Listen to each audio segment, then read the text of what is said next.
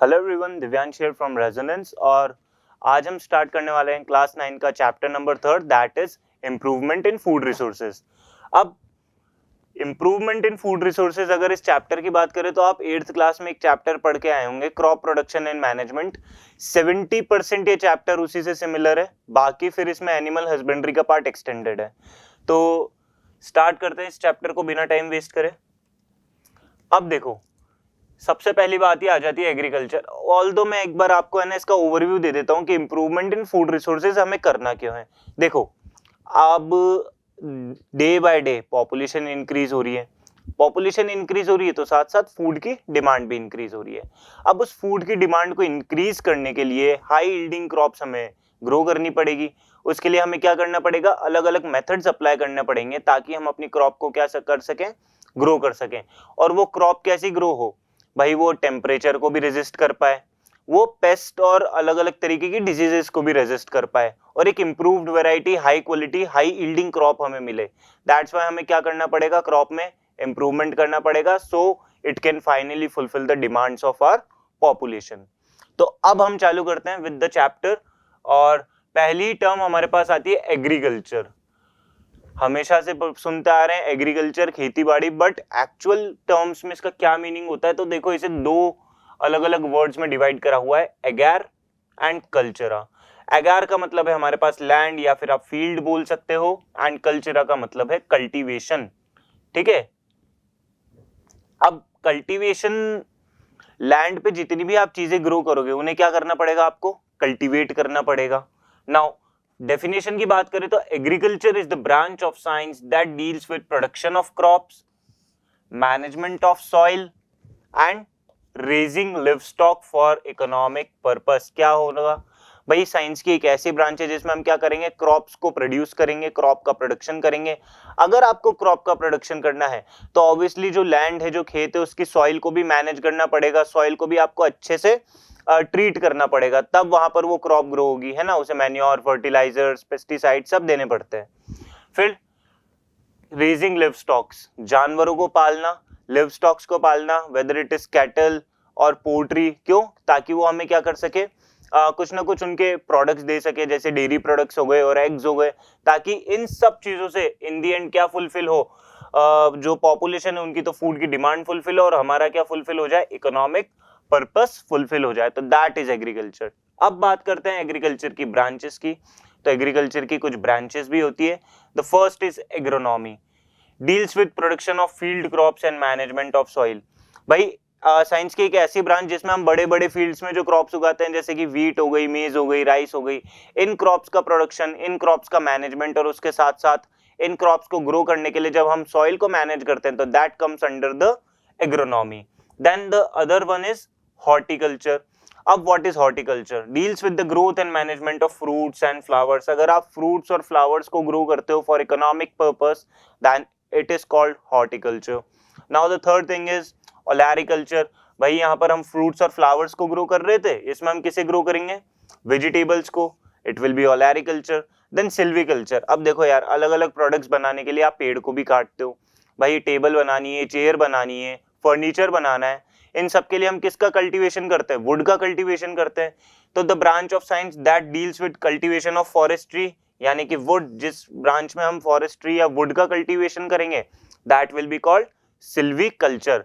Silviculture और sericulture में confuse मत होना। सिल्वीकल्चर में हम वुड को कल्टीवेट करते हैं और सेरीकल्चर में हम सिल्क वॉर्म से सिल्क को लेते हैं। ठीक है, देन अगेन एक्वाकल्चर। जब अब इन सारी चीजों को वैसे तो डिटेल में देखना ही है, बट अभी इन टर्म्स का मतलब ही देख लेते हैं। एक्वाकल्चर में क्या है, growth and management of aquatic plants and animals. ऐसे एनिमल्स, ऐसे प्लांट जिन्हें हम कहाँ ग्रो करते हैं, अंडर द वाटर ग्रो करते हैं, weather it is algae, algae को भी ग्रो करा जाता है बिकॉज एल्गे से बहुत सारे सप्लीमेंट्स बनते हैं। और उसके अलावा एनिमल्स को भी रेज करा जाता है, whether it is fish, whether it is prawn, whether it is crab, इन सबको भी क्या करते हैं, हम ग्रो करवाते हैं, हम ब्रीड करवाते हैं, हम रेयरिंग एंड केयरिंग करते हैं। और प्लांट्स को भी हम क्या करते हैं, कल्टीवेट करते हैं पानी के अंदर। क्यों, ताकि उनसे क्या फुलफिल हो सके, इन दी एंड फूड की डिमांड और इकोनॉमिक पर्पस फुलफिल हो सके। लास्टली हमारे पास आता है एनिमल हस्बेंड्री। भाई एनिमल हस्बेंड्री भी ना एग्रीकल्चर की ही ब्रांच है। एग्रीकल्चर को अगर मैं दो चीजों में डिवाइड करूं तो it is crop production and it is animal husbandry, दो चीजें हैं। तो सबसे पहले हम इस चैप्टर में क्रॉप प्रोडक्शन को देखेंगे, उनमें इंप्रूवमेंट करेंगे, देन उसके बाद एनिमल हस्बेंड्री को देखेंगे। अब एनिमल हस्बेंड्री क्या है? Deals with rearing and caring of animals for economic purpose. Animals का पालन पोषण करना, उन्हें बड़ा करना ताकि उनके प्रोडक्ट से हमारा क्या फुलफिल हो सके, इकोनॉमिक पर्पस फुलफिल हो सके, दैट इज एनिमल हस्बेंड्री। तो ये कुछ टर्म्स थी जो एग्रीकल्चर की ब्रांचेस में आती हैं। एग्रीकल्चर का मैंने मतलब बता ही दिया, क्रॉप्स को ग्रो करना, सॉइल को मैनेज करना, साथ के साथ लिव स्टॉक यानी एनिमल्स को रेज करना। ठीक है, अब नेक्स्ट पार्ट स्टार्ट करें। तो सोर्सेज ऑफ फूड, भाई फूड में ही इंप्रूवमेंट करना है तो पहले हमें देखने पड़ेंगे कि फूड के सोर्सेज क्या हैं। तो सबसे पहले प्लांट्स की बात करते हैं कि प्लांट्स के हम कौन कौन से पार्ट्स को कंज्यूम करते हैं। तो the first part is seed. भाई सीड्स वाले पार्ट हम बहुत कंज्यूम करते हैं। मेनली हम हमारे खाने में क्या ही लेते हैं? सीड्स लेते हैं। तो उसमें सबसे पहले आते हैं सीरियल्स। भाई सीरियल्स एक तरीके के सीड होते हैं जिसमें हमारे वीट, राइस और मेज आ जाएंगे। फिर आती है हमारे पास पल्सेस। पल्सेस क्या है? पल्सेस भी एक टाइप का सीड ही है जिसमें हमारी ग्राम यानी कि चना, पी, उसके अलावा लेंटिल यानी कि हमारी दालें। देन नट्स या फिर आप ड्राई फ्रूट्स भी बोल सकते हो, आलमंड्स, कैश्यू, उसके अलावा वॉलनट्स, ये सब भी एक तरीके के क्या है? सीड है। और फिर ऑयल सीड क्रॉप। आपको पता होगा जब भी आप किसी चीज से ऑयल एक्सट्रैक्ट करते हो, आपके घर में जो भी तेल आता है वो किसी ना किसी सीड में से एक्सट्रैक्ट करके आता है। तो ऑयल सीड क्रॉप ऐसी क्रॉप्स होती है जो आपको क्या देंगी? ऑयल देंगी, तेल देंगी। ठीक है ना? तो सोयाबीन, भाई सोयाबीन का तेल तो सबके घर में कहीं ना कहीं यूज होता ही है। ठीक है, फिर मस्टर्ड, सरसों का तेल, सनफ्लावर ऑयल, सनफ्लावर सीड से मिलता है, ग्राउंडनट यानी मूंगफली का तेल, पीनट ऑयल, ये सब भी चीजें सीड्स में ही आती है, सीड से ही एक्सट्रैक्ट होती है। अगर हम बात करें आलमंड की, तो आलमंड वैसे तो ड्राई फ्रूट है बट आलमंड का भी तो ऑयल हम एक्सट्रैक्ट करते हैं ना, आलमंड ऑयल भी आता है। तो सब एक दूसरे से मिक्स है बट ये सारे क्या हैं? इन दी एंड सीड्स हैं। फिर उसके बाद रूट क्रॉप्स, प्लांट के ऐसे रूट वाले पार्ट या रूट मॉडिफिकेशन जो हम एज ए वेजिटेबल कंज्यूम करते हैं, these are root crops. That is carrot, turnip, sweet potato, ginger etcetera, ये सब किस में आता है? रूट्स में आते हैं। देन प्लांट्स के स्टेम वाले पार्ट कौन कौन से होते हैं? पोटैटो, अनियन, ये सब किस में आते हैं? स्टेम में आते हैं। फिर उसके बाद इनफ्लोरेसेंस वेजिटेबल्स, ऐसी वेजिटेबल्स जो कि एक्चुअल में तो वेजिटेबल्स है बट उनका स्ट्रक्चर थोड़ा थोड़ा फ्लावर्स की तरह दिखता है, that are inflorescence vegetable. And उसमें आपने देखा होगा फूल गोभी, नाम में ही फूल आ रहा है, कॉलीफ्लावर, एंड उसके अलावा ब्रोकली, ये फूल की तरह ही दिखते हैं, फ्लावर की तरह ही दिखते हैं बट होते क्या है? ये वेजिटेबल्स होते हैं। देन फ्रूट वेजिटेबल्स, अब ये क्या चीज है भाई? ऐसे फ्रूट्स जिन्हें हम कंसीडर तो वेजिटेबल्स करते हैं, खाते हैं एज ए वेजिटेबल है बट एक्चुअल में होते क्या है? वो फ्रूट होते हैं। ठीक है, तो उन्हें हम फ्रूट वेजिटेबल बोलते हैं, जैसे कि टमेटो, क्यूकम्बर, पंपकिन। अब कैसे पहचाने कि कोई फ्रूट है या वेजिटेबल है? तो जो भी सीड कंटेन करते हैं ना, वो क्या होते हैं? फ्रूट होते हैं। जो भी चीजें सीड कंटेन कर रही है, दोज आर फ्रूट्स। देखो टमेटो में सीड होते हैं, it is a fruit. Cucumber में सीड होते हैं, it is a fruit. Pumpkin में भी सीड होते हैं, it is also a fruit. Then fibres crop, अच्छा इसमें एक दो चीजें और बतानी है भाई। अब मान लो जैसे आपने देखा कैरेट, कैरेट में सीड है क्या? नहीं, तो it is not a fruit. Sweet potato में सीड आ रहा है, नहीं, तो it is not a fruit, है ना? तो सीड वाली जितनी भी क्रॉप्स है, मतलब जितनी भी वेजिटेबल्स है, वो एज अ फ्रूट हम कंसिडर करते हैं, एज अ फ्रूट वो होती हैं बट एक्चुअल में हम उन्हें किस तरीके से खाते हैं? वेजिटेबल्स समझ के खाते हैं। अब फाइबर क्रॉप्स, फाइबरस क्रॉप्स जिनसे हमारे क्लोथिंग बनती है या फिर रस्सी बनाने के काम में आते हैं, सैक बनाने के काम में आता है यानी कि बोरियां, वो सब किस में आती है? फाइबरस क्रॉप में आती है, फाइबर क्रॉप्स में आती है। जूट सबने सुना होगा, सूतली की जो रस्सी आती है जूट की, है ना, फाइबरस क्रॉप है। फिर कॉटन, कॉटन के तो बाद में फाइबर्स बना के हमारे क्लोथिंग भी बनाई जाती है, हमारे कपड़े बनाए जाते हैं, तो these comes under fibre crop. अब फ्रूट के मैंने एग्जांपल नहीं लिखे हैं, फ्रूट में आप खुद लिख सकते हो, बनाना, मैंगो, और भी है ऑरेंज, ये सब किस में आ रहे हैं? फ्रूट में आ रहे हैं। देन उसके बाद बेवरेज क्रॉप, ऐसी क्रॉप जिन्हें हम एज अ बेवरेज यूज करते हैं, तो उसमें आती है हमारे पास टी एंड कॉफी, चाय और कॉफी बेवरेज क्रॉप के अंडर आती है। देन फॉडर क्रॉप्स, भाई आपने अगर कैटल्स को पाल लिया, आपने जानवरों को पाल लिया, तो उन्हें कुछ चारा खिलाना भी तो पड़ेगा ना, तो वो चारा किसके अंडर आता है? फॉडर क्रॉप्स के अंदर आता है। सोरग्राम उसका एक एग्जाम्पल है, सोरगम, और एलिफेंट ग्रास भी उसका एक क्या है, एग्जाम्पल। Lastly spices. भाई स्पाइसेस यानी मिर्च मसाले जो हम हमारी सब्जियों में यूज करते हैं उनका फ्लेवर इनहेंस करने के लिए या हमारे खाने का फ्लेवर इनहेंस करने के लिए, तो उसके भी क्या एग्जाम्पल है, क्यूमिन हो गया यानी कि जीरा, उसके अलावा ब्लैक पेपर, काली मिर्च, ये as a spice crop grow करी जाती है। तो अभी देखा कि यार इतने तरीके के फूड्स हैं, इतने तरीके के पार्ट्स है प्लांट के जो हम कंज्यूम करते हैं और अलग अलग तरीके से कंज्यूम करते हैं, ठीक है। अब the next topic is crop seasons. अब क्रॉप सीजन क्या होता है भाई, देखो अलग अलग तरीके की क्रॉप्स है ना भाई। देखो बात ऐसी है कि हर क्रॉप हर सीजन में नहीं आती, जैसे गाजर सर्दियों में आती है, आम जो है वो हमारे गर्मियों में मिलते हैं। तो इसका सीधा सा मतलब ये है कि डिफरेंट टाइप की जो क्रॉप्स होती है उन्हें क्या चाहिए, require different climatic conditions, different seasons for their growth.